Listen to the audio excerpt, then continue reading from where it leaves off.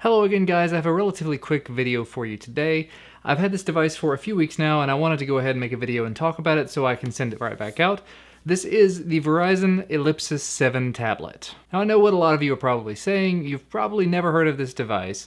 This is a 7-inch tablet that Verizon came out with about a month ago. November of 2013 was the official release, and this device comes with a 7-inch 1280 by 800 display. It's got a 1.2 gigahertz quad-core processor. It's the MediaTek 8125. Got 1 gigabyte of RAM and 8 gigabytes of built-in storage. Bluetooth 3, 802.11bgn. It has a 4000 milliamp hour battery, a 3.2 megapixel rear-facing camera, and a VGA front-facing camera, so 640 by 480. And I hate to say it, but if you have not clicked away already, I will be kind of surprised.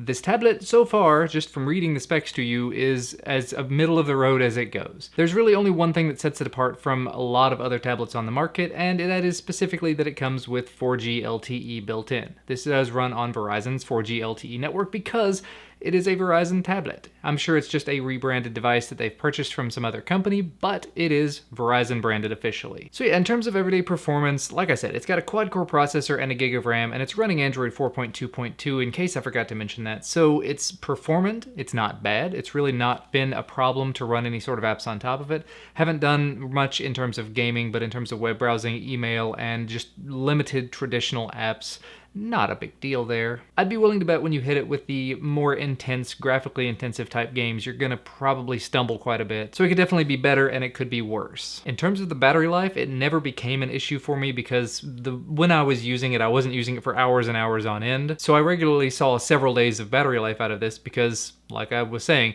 I didn't really find myself using it all that often.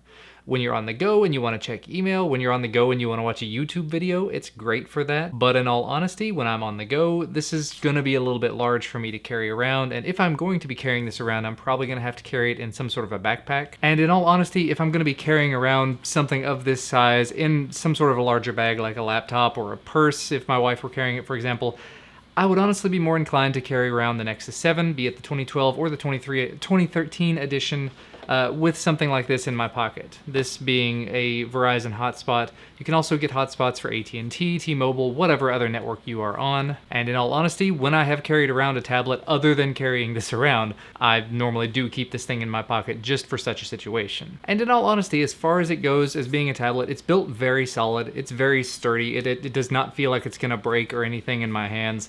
But at the same time, it's built kind of like a tank. It's very, very heavy. So compared to a device like the Nexus 7 or the new Nexus 7, it's a little thicker and it is quite a bit heavier. So it is going to be a little bit more bulky. And like I was saying before, if you're going to be carrying something that's bulkier, you might as well carry the thinner, smaller tablet and something like this. And honestly, while I'm just sitting here rubbing the fingerprints off the screen again, I should probably point out that the screen, it does not appear to be in any way fingerprint resistant, dust resistant, anything like that.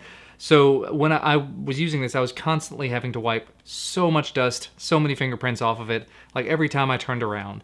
I realize I have to do this on every device that I have, but it was much more apparent on this thing. I don't know what it is about it. Maybe it's missing a coating. Maybe there's something different about the glass. So just to go ahead and wrap things up so I don't waste a whole lot of your time, this device is $250 off contract, and I looked just a minute ago, it's $50 with a 2-year contract right now, which I'm not entirely sure why you'd want to do a 2-year contract on a tablet. Seems like a bit of a waste in my opinion, but I heard some people say that they got it on a 2-year Black Friday deal kind of thing, and it was free. That wouldn't be a huge bad thing. But if you're going to be paying $250 to get this off contract so you can do something month to month like the data, you would almost do better, like I said before, going with something like the Nexus 7. If you can get it on sale for $250 or less, and then getting a jetpack or a MiFi or a whatever other sort of Wi-Fi hotspot you've got, or even adding a Wi-Fi hotspot service to your cell phone of choice, and then putting month-to-month service on this instead. Because, for instance, this was $99. I think I've seen it as low as $50 for one of these external hotspots, and you can get your data service on top of that for the same kind of price as you'd get putting it on a tablet. And in all honesty, the performance you're going to get out of something like the Nexus 7 is going to blow this thing out of the water. I do hate to be kind of negative about it. I mean, it is an all-in-one device, and it does have everything in the package, But in terms of the package, it's just kind of a mediocre package. The performance is very middle of the road. The screen is not great. It's not terrible. The processor is not great. It's not terrible. The RAM, the storage, it's all just very middle of the road. So overall, if I had to give this device a score, and I normally don't do that, this would probably be a 5 out of 10 because it is, I mean, there we go. There's the middle of the camera. This is where the tablet lies. There are some devices that are better. There are going to be some devices that are worse. With all the large smartphones that we've seen on the market lately, like the HTC One Max that just showed up from Verizon a couple of days ago, it does become a lot more difficult to justify carrying a 7-inch device around unless you are one of the people like myself who does still use a 4 or 5-inch device as your everyday driver. And yes, at that point, once you're carrying a second device around, do you want to carry a third one around to have this? Or do you want to just pay the difference and have a Wi-Fi hotspot on your phone? That's going to be up to you at the end of the day. Just wanted to let you guys know that this does exist. This is something that exists, and honestly, in my opinion, it's not amazing and it's not horrible. For 250 bucks, there are definitely better options out there, but there aren't really any that have 4G at the moment, at least not as far as I've seen. Maybe there's an option that I've missed. Feel free to let me know in the comment section below. If you have to have a tablet that has 4G built into it, this is definitely not a terrible option. It has a SIM card slot where you get your 4G. It has a micro SD card slot, so you can expand that 8 gigabytes of storage, but you can't expand the processor or the RAM. You can't make the screen any better.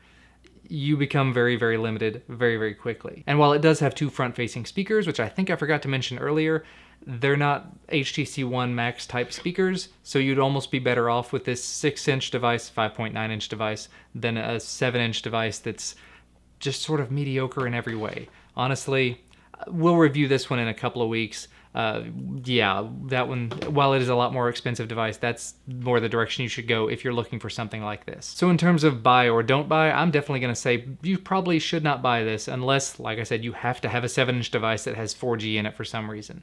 In my case, I own a Nexus 7 and I've got a hotspot, so that's the way that I'm going to go.